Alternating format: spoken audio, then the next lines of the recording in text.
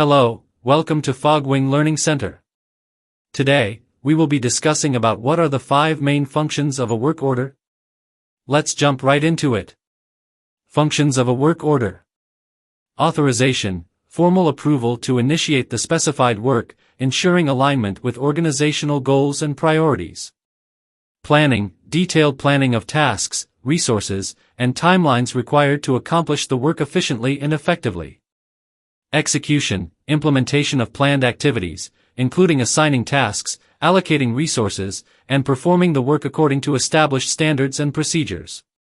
Monitoring, ongoing tracking and supervision of work progress, resource utilization, and compliance with schedules and quality requirements.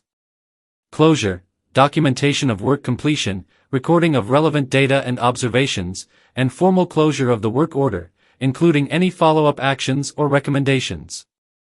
By fulfilling these functions, work orders facilitate systematic work management, enhance accountability, and support continuous improvement efforts within an organization.